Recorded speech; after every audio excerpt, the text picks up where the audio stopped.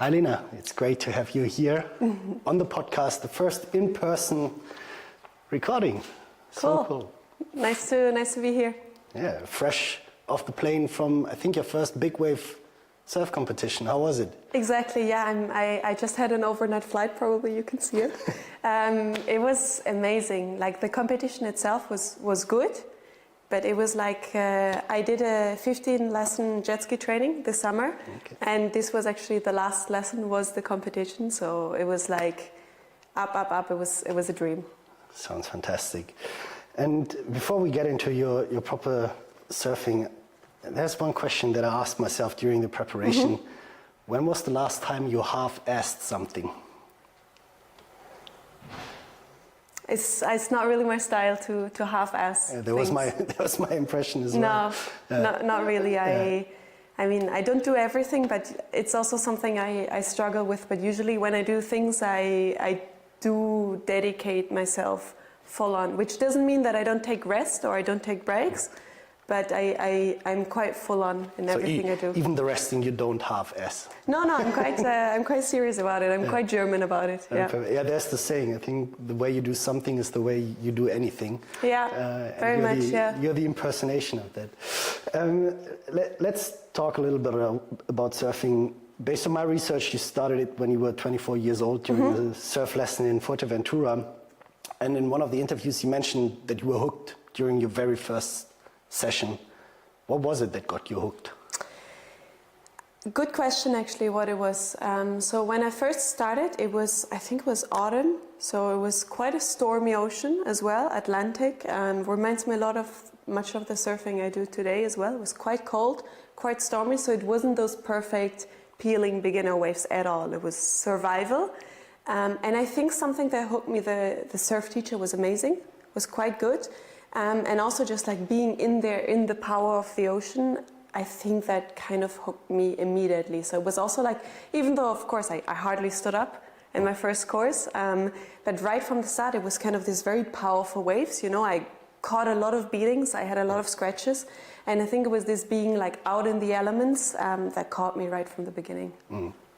It's a bit similar to my experience. I started in Biarritz, didn't catch a single wave, but one body surfing wave, and it was completely rough, chaos. Yeah. Couldn't orient myself, but when you feel that push, somehow that's a feeling that doesn't go away. Exactly, and just for me it was, I think, not even necessarily catching a wave, just being out there paddling. And even today, on the bigger days when I paddle surf, many sessions I catch 0 waves or 1 wave. So kind of that feeling didn't change until today. It's beautiful, and it's also a perfect segue because you turned this first experience into a career. And I think the interesting part is you started it basically at age 24 with your first surf lesson, and you're competing in a sport where a lot of pros start as kids. Do you think there's any advantage for starting late? Well, I think for big wave surfing, one advantage is mindset, for sure. Because I had the chance to surf Nazaré already a couple of years ago, and I didn't take it. I intuitively felt like I wasn't fully ready, and I did a couple more years of like surfing bigger waves paddling. And at some point, I can't even put the finger on it, but I felt like my mindset was there. So this for sure is something that helps starting later.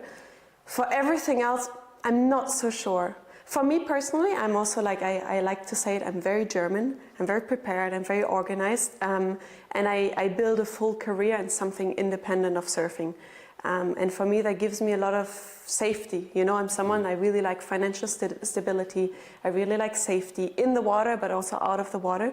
So knowing I have like a full, actually my plan B is much better than my plan A. So I have a really solid plan B that gives me kind of a lot of security to perform better in the water. So that would be the only advantage, which is something that most athletes don't have, or maybe when they're my age now, I'm 30, or maybe when they're 35, 40, that's when they start thinking about it. So I kind of did the other way around.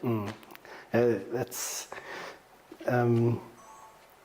interesting, because my thoughts were also like, as a small kid, right? You're not afraid of anything. You're taking risks, and this is such a risky sport. But we will get to that point. And there was one thing that I also saw in my research, which I think was a bit of a milestone, probably towards your career, which was a wave that you caught in Bali, I think. Yeah.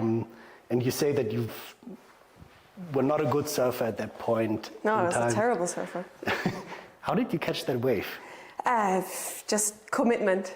So I paddled out. It was a bit of a bigger day, and I actually have a photo of it. And the wave is not tiny, so it's bigger than overhead. So it's like not double overhead, but I'm quite small. It was maybe 1.5 times my size, and I was a full-on beginner. So I wasn't able to duck dive a wave. So it was quite solid for a beginner. And I remember being out there and being quite afraid, and then people just cheered me on, and I was like, okay. I was a bit frustrated with myself not catching anything, and so I thought I might as well try. And I just gave it my all, paddled in and dropped that wave, and I literally remember it as if it was yesterday. That feeling of dropping that wave and the power, and the same as my beginner course in Fuerteventura, that feeling hasn't changed. The size of the wave changed, of course, but that feeling of dropping that first wave is exactly the same. Yeah, and there are these waves, I think, that you play as a mental movie again and again. Everybody has probably a top 3 in their mind that ever surfed. Is that in the top 3, that wave? I think so. I would say so, because it's just so memorable. And I remember the color of the water was kind of gray. It was a bit of an ugly day, which is also something I really, really like usually.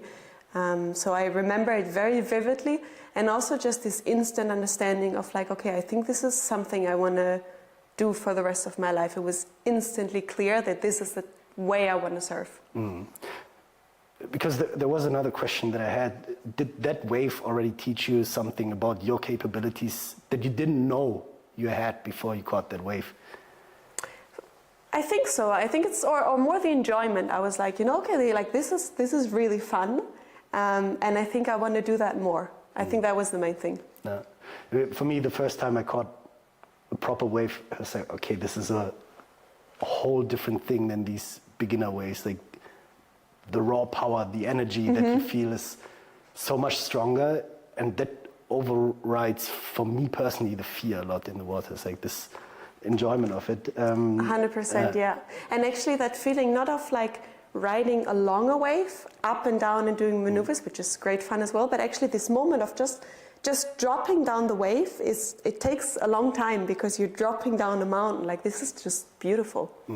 Can you describe that a bit more for somebody that has never surfed before? Maybe we even take that wave and you take us through your mental movie of surfing that bigger wave in Bali. Of how it goes, yeah. No, I'll take another wave. Okay. I take another one of my other most memorable wave, which was also a paddle wave, so not a jet ski, because once you put jet ski in the equation, it's completely different. It's almost a different sport. So another very memorable wave was one of the largest paddle days I've ever surfed, and I surfed it with a gun. It's a surfboard which is 9'6", so it's almost 4 meters. It almost looks like a little kayak. I can hardly carry it. And it was a massive swell. So unbroken waves were like the size of little houses. And this is also something interesting, because it was a long period swell, so the waves only come every 20 to 30 minutes. In between, the ocean is flat, and that's what makes it so dangerous. Because sometimes swimmers, people who don't know the ocean well, they go out relatively easily, and then they're in the middle of the mess. To be honest, I was kind of one of them. And when it's so big, the ocean, you paddle out, and for sure you know it from surfing, usually you paddle over waves and you continue. But when the waves are really big, you paddle up and you also paddle down. Because the wave is so big, it's also so large, that you actually have to take strokes to paddle down again, and it gives you this feeling in your heart that it sinks a little bit when you're like, ooh. That day I only caught a single wave. I think I spent 2 or 3 hours in the ocean. I didn't manage to catch any waves until I finally did. And that was beautiful. Like, it's exactly what I described of this. You paddle and you have to, sometimes I don't even look back. I know everyone tells beginners or surfers to look back at the waves, to see where it's going. I don't do that. I simply feel, and sometimes you're less afraid if you don't look back, you just trust on your feeling. Don't take my advice necessarily, it works for me. And then you paddle, you give it your all, and then you just feel intuitively, you jump to your feet, and it's unimaginable, this feeling of literally riding down a mountain and seeing kind of the mountain of water just forming underneath you. It's very fun. Is there anything going on in your head in that moment, or do you go on autopilot? And I think I go quite on autopilot. Sometimes before, especially on the days when I'm a bit more nervous, I do make a little bit of a plan that usually I don't risk anything. So my base is super, super strong. It's quite low. So I just hold my base really, really strong. Sometimes I say I surf a bit like a beginner on the bigger days, you know. So I just don't fall. I don't risk anything. And funny enough, I hardly wipe out on the more difficult days, you know. Sometimes I have dry hair after an hour still. That's crazy. But before we go into the very big waves, you went to Bali, and my understanding is after that you moved to Portugal. Yeah, so there was a little bit of a hiccup in between still, because I was still studying and living in the Netherlands. So I had to go back to the Netherlands for 6 months, I think. And this is actually where I prepared my surfing. Because afterwards, during the time, I kind of made a plan to go to Portugal, which luckily worked out. But I had kind of 6 months of being landlocked, no access to surf, and I didn't surf a single time. But I went to the swimming pool almost every single day, crawling, and I think I went up 2 dress sizes in my shoulders. Oh, wow. And that actually made my surfing jump to a whole other level without actually being in the ocean. That's interesting. Yeah. And this move to Portugal, right? Why I want to double click on that, I think everybody in their life at some point thinks this is the thing for me. But then it requires so much change to actually go through with that plan. And I think so many people stop at that moment where they say, I'd really like to do this, or I'm not 100% happy with my life, but I have this passion, but then people don't fully commit. Can you explain what went into your decision to say, I'm leaving everything behind, I'm now moving to Portugal to organize my life around my passion? So for me, it was quite the other way around. For me, it was the only option I saw. Of course, I was still in my studies, so I went to do my master's degree, and I was very lucky that I managed to convince my parents to pay for a university in Portugal instead of going to an equally good one for free in Germany. But if they wouldn't have done that, I would have done something else. So for me, I kind of, it was actually while I was still in Bali, I researched universities where I can study and surf at the same time. And I think it was like a hit of like 10 universities, and 1 to 8 were unaffordable. And I think 9 was England or something, and 10 was Portugal. So I found Portugal, and I was like, okay, it's the only option. So no, it wasn't a hard decision. It was a very clear decision that I was like, it's the only way. I want my life to revolve around the ocean. So that's the clear path. And how did you feel in your first months after moving to Portugal? It was all right. The harder part was later, to be honest, because I was still quite a beginner. So I just took the public transport and my surfboard under my arm every single day, and I just went regardless of the forecast. I just went surfing every single day, and I built strength. And I was still kind of in this like university environment. So I improved my surfing. I grew stronger, and it was not so hard. Yeah. So you enjoyed it? Yeah, I enjoyed it. Yeah. I mean, being in a new place, new language. Yeah, it was. I mean, I didn't love it, to be honest. But very, very luckily, the university part is also always something that comes easily to me. Luckily, so I was able to dedicate a lot of my time to surfing and still manage university. To the university, yeah. Then let's switch gears a little bit, because you're not just surfing, you're big wave surfing. What is big wave surfing? Big wave surfing is surfing waves above the size of 20 foot, which I'm also very strict about. Is that because I know the Hawaiians measure the back of the wave, I think? Yeah. Others measure the face of the wave, so the front. Yeah. Is it the back, or is it the Hawaiian system? It's the Hawaiian system. Okay. In Portugal, we use the Hawaiian system. Okay. Exactly. Yeah. This is also something, the size of the wave is a whole topic in itself, and it's very hard to say. I usually prefer to say head high, double overhead, triple, and so on and so forth. It's a bit easier, but generally the definition is it's big wave surfing from 20 foot or above. And also before that, because people have been calling me big wave surfer for years, and it's always a bit embarrassing. So I always ask to correct it, so they don't give me the name if it's not really the case. And now I can. It's a badge of honor too. Yeah, exactly. And now I can finally stop correcting. Yeah. Besides that one wave in Bali, what were the cornerstone experiences that led you to say, like, you know what, surfing is fun. I'm chasing these giants. I think it wasn't one big decision, but it's just something on the day-to-day that I really enjoy. I mean, Portugal has really powerful waves, especially during winter anyway. So for the next, I've been living in Portugal now for 10 years. So for the past 10 years, I hardly traveled. So I've been just surfing in Portugal. Most of my surfing has been in Portugal. And I've just been increasing wave size year by year. So I had kind of the best wave and the biggest wave of my life every single winter, sometimes even every single month. So it was just a very continuous step by step, and every single step I just loved it so much. So there wasn't one critical spot in the surfing part. However, I'm still quite a small, relatively skinny person, but I was a lot skinnier. I don't want to say frail, but I was like a proper skinny lightweight. And I could start feeling that it was deteriorating my body a little bit. So at some point I started doing some strength training. I put on like 10 kilos. I started apnea training. I started freediving. So I upped my physical skills, which really helped my mental skills. And that kind of put things to a whole other level. Mm. And were there moments where you doubted that this is the right sport for you? Any experiences where you got out of the water or woke up in the morning and it's like, what the hell am I doing here? I had it a little bit in Nazaré this season, because now I did my first big wave season in Nazaré. And I love the wave part, all of it. But the jet ski part is tricky. And also the many jet skis around each other, motor noise, shouting, a lot of swearing in many languages at the same time. So a lot of, not in German, but a lot of English swearing, Portuguese swearing, shouting. Like, it's a very intense environment.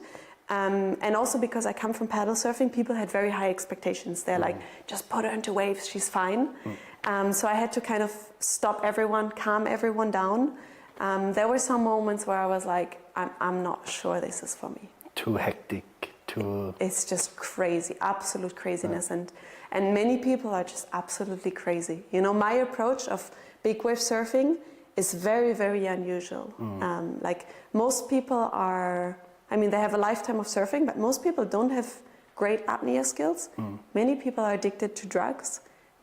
Many, if not most people, have mental illnesses, which, it's a great outlet, but it's a crazy environment. No. Yeah, there was one of the, this is a bit nerdy topic maybe now for people that don't surf, but if you come to popular spots, typically there's localism, there's... a clear pecking order of who gets waves.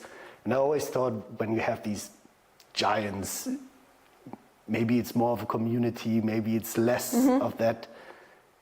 But it sounds like it is still hyper competitive and super... Oh, absolutely. Yeah, absolutely.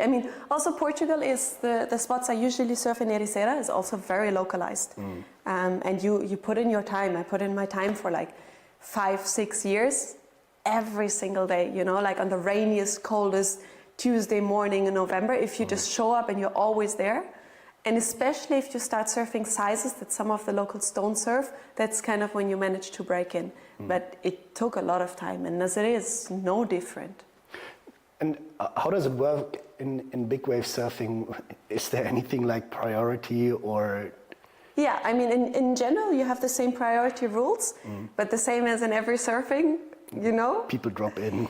Yeah, and I'm not someone who is against localism. So it's a very complex system, but I think it also makes sense to have a little bit of a packing order, especially with regards to jet ski driving skills. Someone who is not an excellent driver should absolutely not be anywhere close to the biggest peaks in the city. Is the skill level of the jet ski driver as important as the skill of the surfer? More important. It's so much more about the jet ski driver. Do they do the wave picking for you? It depends a little bit between the interaction you have. You also have a spotter usually on land, on a walkie-talkie, kind of choosing the waves they communicate. But the jet ski driver is way more important. It's first of all for rescue, if they come to rescue or not. The way they put you into waves, it's incredibly important. For example, now this summer I trained with an amazing jet ski driver in Brazil, who's also an amazing surfer, and I could feel that makes a world of a difference because when he chooses the waves and when he puts me in a wave, he already surfed the wave in his mind. He knows, okay, I'm going to put you because the jet ski driver, they pick you up, they drive around, they see the wave is forming, and they drop you behind the peak, and they adjust the speed so they know exactly what you're going to do, and then they put you off. And then they follow you and pick you up again. Yeah. How does the communication work between jet ski driver and surfer? Because there's some distance on the leash. Yeah. You're stressed. It's high stakes. Yeah. It's chaos. It's loud. How does it work? Yeah. So when I'm a surfer, I'm quiet. I don't say anything. I let them choose. They know my level. Maybe we talked about it before. Then I say, don't put me in any crazy barrels. That's what I said for Nazaré. Like, I don't want to surf 20-foot barrels. No, thank you. Away from it. And I just trust. I'm quiet. However, now that I started driving as well, a jet ski, ooh la la. It's also amazing. If I have a really good surfer, like they're opinionated. They're going to shout at you, say, no, this one. Sometimes you do some hand signals of like left, right. There are also different techniques of like putting the surfer in the wave. But yeah, usually it's loud and it's rough. Interesting part for me when it comes to extreme sports, especially in Germany, if you scroll down into the comment sections, if it's on major newspapers like Die Zeit or whatever, when somebody's doing base jumping, big wave surfing, you will always have these people saying it's like, it's irresponsible to risk all of that just for the adrenaline, like you have responsibilities, yada, yada, yada. In one of your interviews, you say you are not an adrenaline junkie. You're often the most careful person in the lineup. If not adrenaline, what is it that you seek when you go out there? What is it that drives you to get into these situations? So first of all, I agree. I'm not an adrenaline junkie at all. And I always say I like to do it kind of inside of my comfort zone. This is also why in Nazaré I insisted so much to progress slowly for, I think, 3-4 sessions, 3-4 extremely expensive sessions. I insisted to tow and surf and wave I can easily paddle because it's just my way of doing it. So no, I'm not a crazy adrenaline junkie. You have a lot of those out there, yes.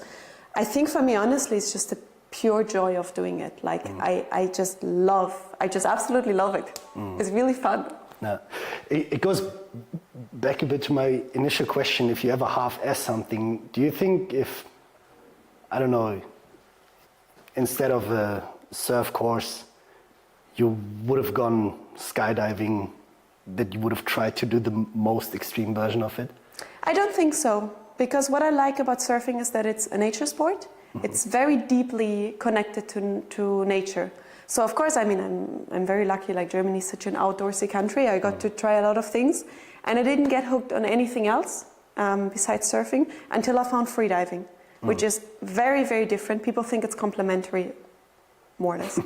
It's not. For me, it's more a problem to have both of them together in a way. That's suddenly when I found this feeling of having a purpose all over again. But besides this, I don't think so, no. Because freediving, again, is such a thing, right? You could have done static apnea to train your lung volume, but again, you chose something that, at least from the outside, people see as very risky. I recently spoke to Anna Schmidt, who holds or broke 2 world records in apnea diving, and she said it's not dangerous because I know exactly what I'm doing.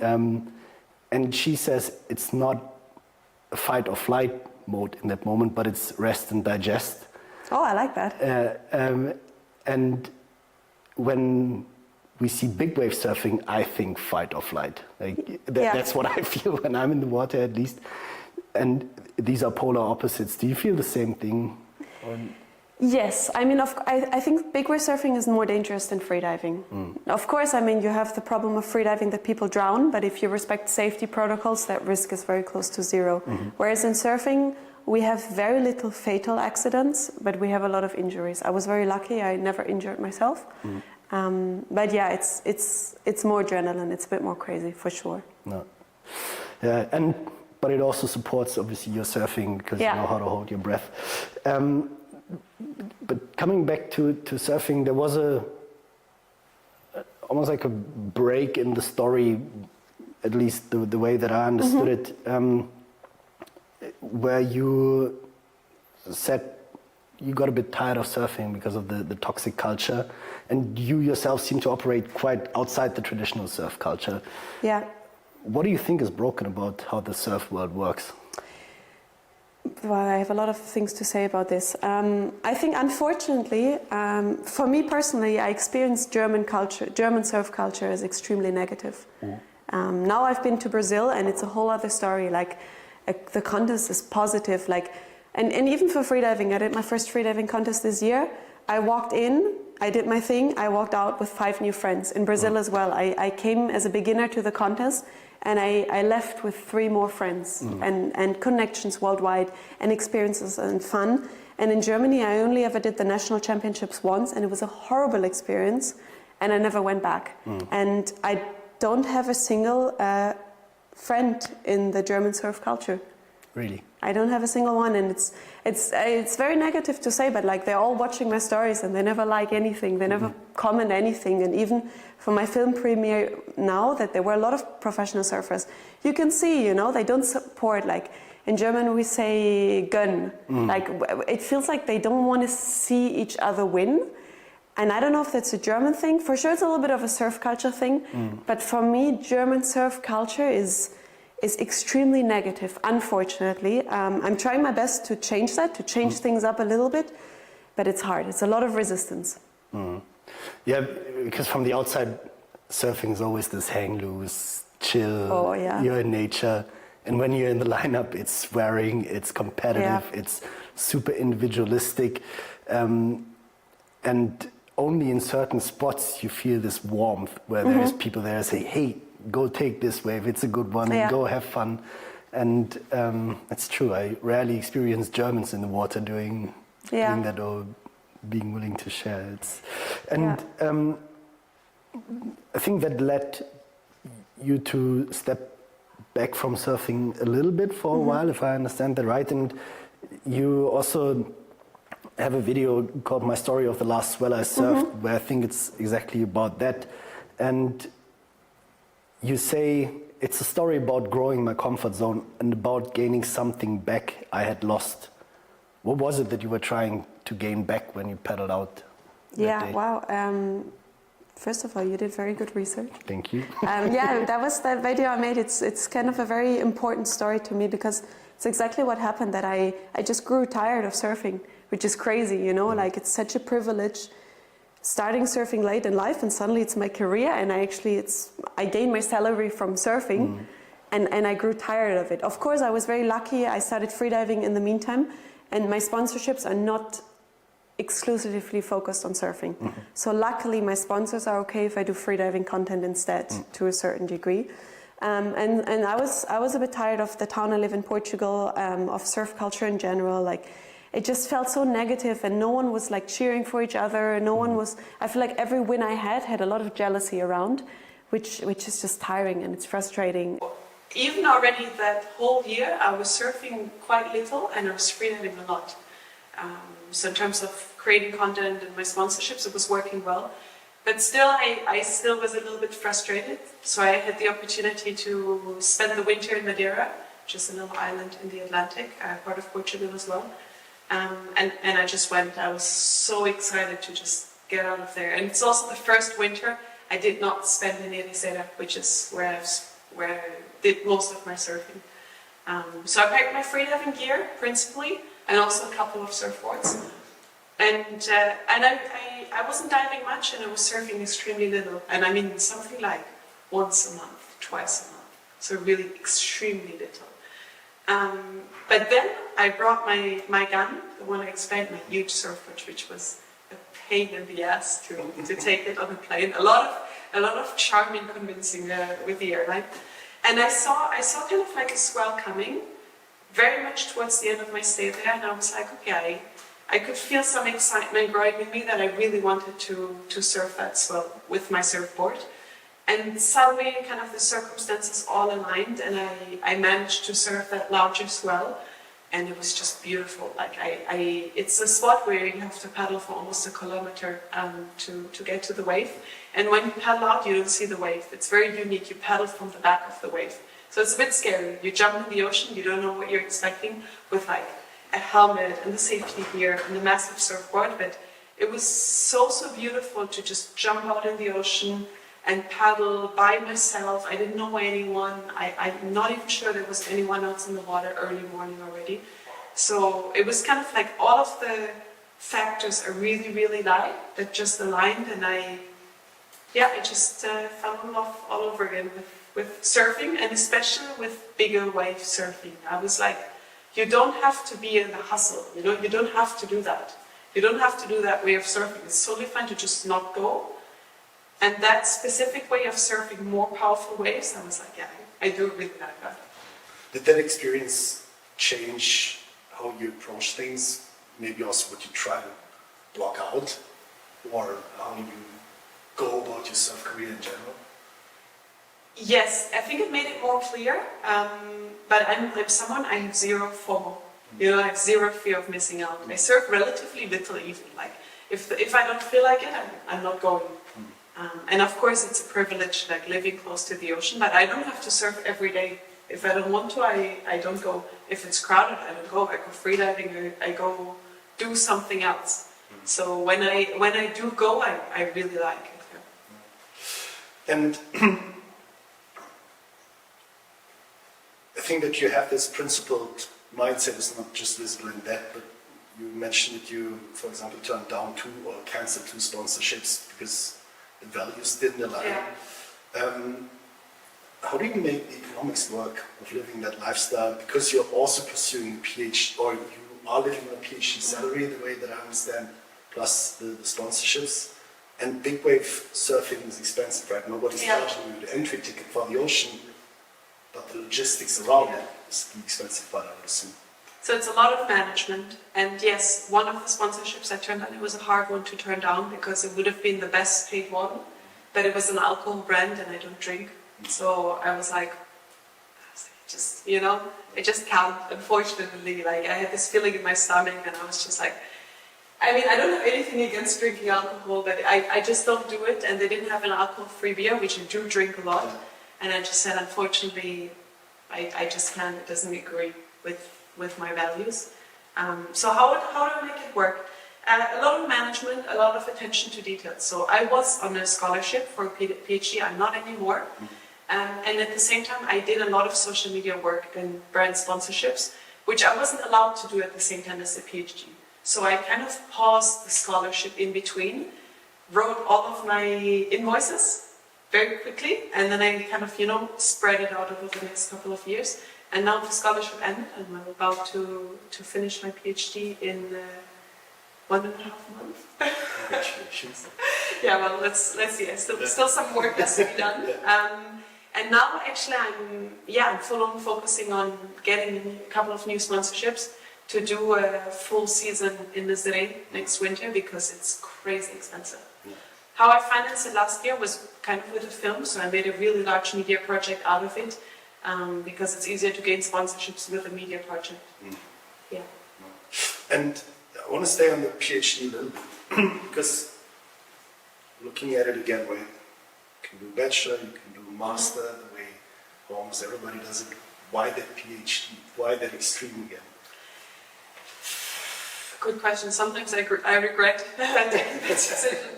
So why did I take it? In the end, I think it was after my master's. I finished my master in, I think, 2018. So kind of before the whole COVID working online thing. So it was hard to work online. And I wasn't surfing professionally then. And I was looking for a job where I can continue living by the ocean and having a lot of flexibility. Because I didn't need a lot of money, but I needed to have flexibility and freedom. So it just seemed like a good fit to continue the academic way. And I was able to get a scholarship, so I kind of just followed that path without thinking about it too much. And also I come from an academic family. Every single person in my family has a PhD. Okay. Not only close family, but pretty much extended. a lot of PhDs. Okay. So it wasn't something unfamiliar, and it's also something where my talent lies naturally. A lot more, I always say, than in surfing or freediving. In academia. Yeah. But the way I understand it, it's still connected to what you do in surfing, right? You're researching, or you did research field management? No, not many. Not really. Sometimes, people sometimes ask me about the connection. Yeah. My PhD is on marketing. Okay. And I study brand communities, so it's a very management marketing. Now, towards the very, very end, some of the brand communities I research are from the sports world. But until recently, I kept the worlds 100% disconnected. Okay. Yeah. Also in the PhD world, they don't like the surfing thing.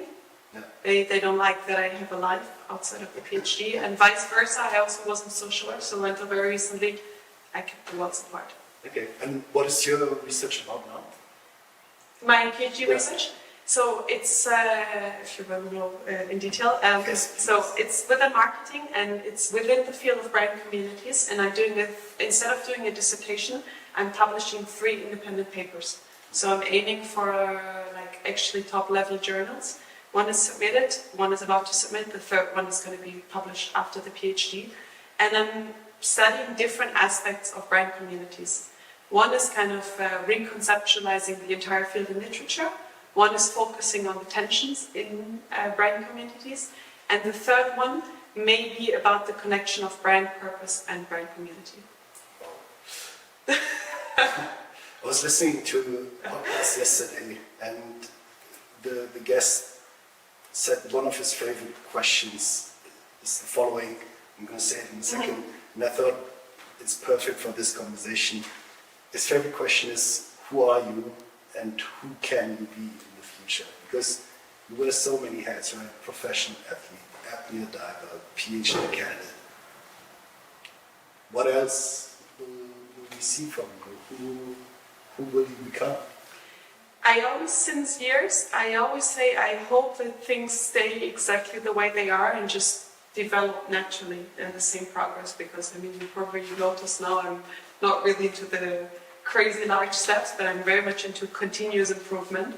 So I just hope that things just continue developing in that way. My dream, I usually don't like to talk about plans kind of before I make them happen, at least halfway or something.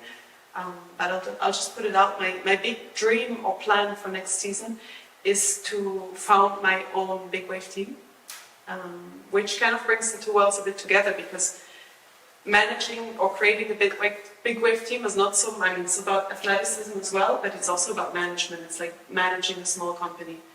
So that would be the goal. Yeah. Beautiful. You just managed your own media project.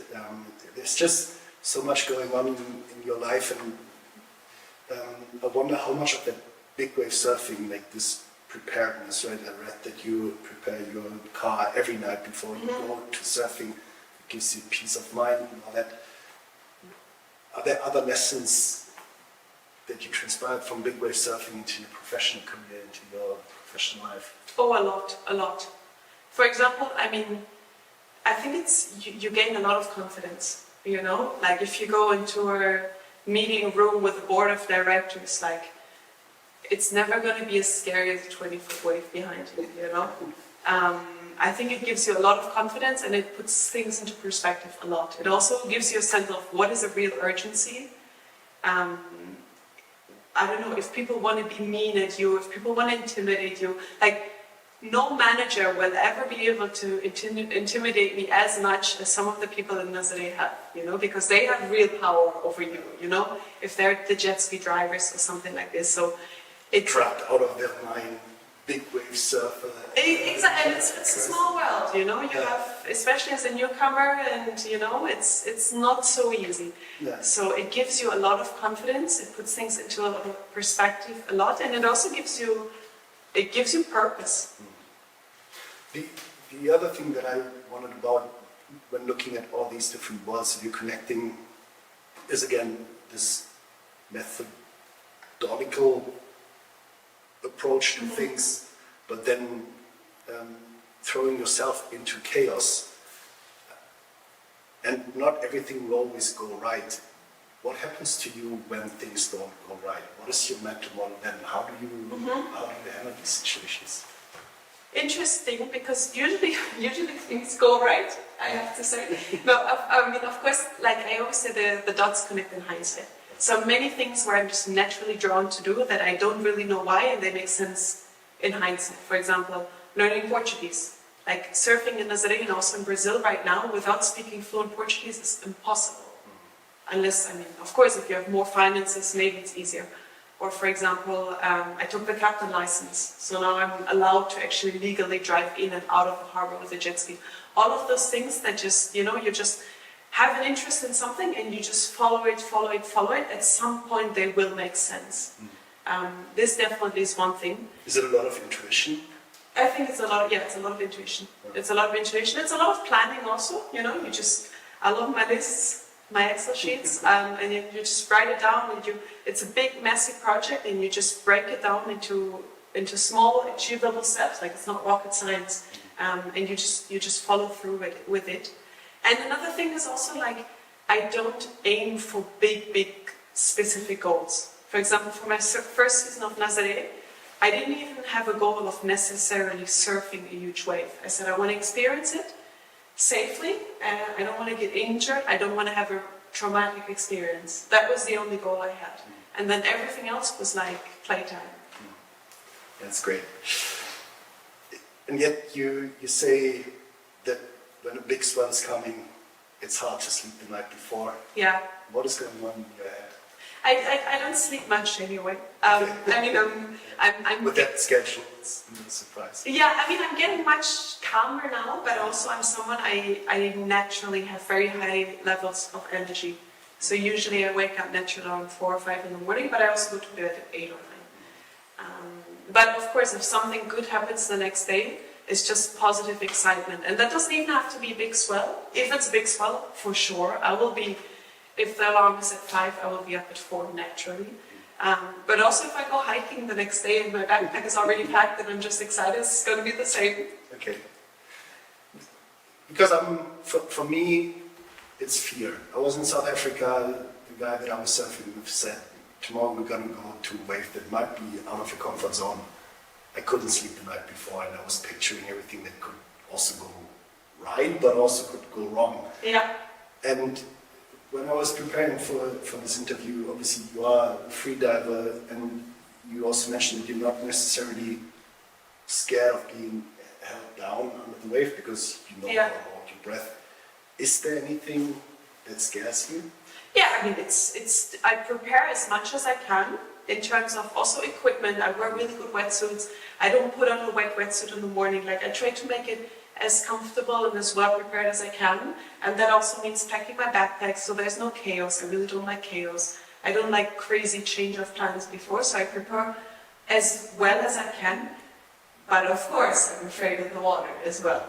Like, of course there's a little bit, I mean, how could you not, when you see like a house like chasing you by of water. I do feel a bit scared, yeah. I try not to be scared out of my mind, and it has happened before. I put on my wetsuit when I went paddle surfing, and it just seems crazy messy, and I have turned around. So when I'm too scared, I do this voluntarily. Still, it's supposed to be fun. So if I'm not having fun, I can just go home. What was on your mind when you turned around and said, not today? That I'm not feeling it, I don't want to do it. Relief?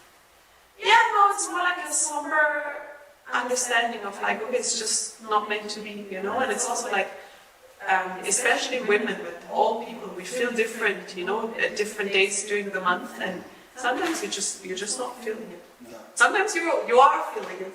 Which comes back to the intuition. Yeah. Is mediocrity something that scares you?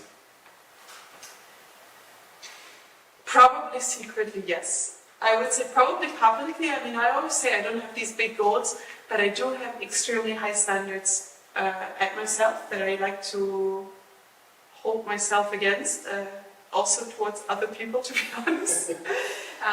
But yeah, I do have extremely high standards in many ways that I do like to follow, yeah. I think it's a very German thing as well. Well, I think it shines through in a very positive way. I told you off camera, I love your social media. And you said you're not optimizing for the algorithms, but Yeah. the aesthetics of it. And there was the interesting part for me when I did the research for this interview. Like every touch point with Lena was high end. Everything was to the extreme optimized. So yeah, really, really fascinating story. And that brings me to almost my last bigger question. I mentioned earlier there's probably people that have dreams that are not following it. Is there anything, or what do you want your story to prove to people who think they've missed a window of opportunity for big dreams?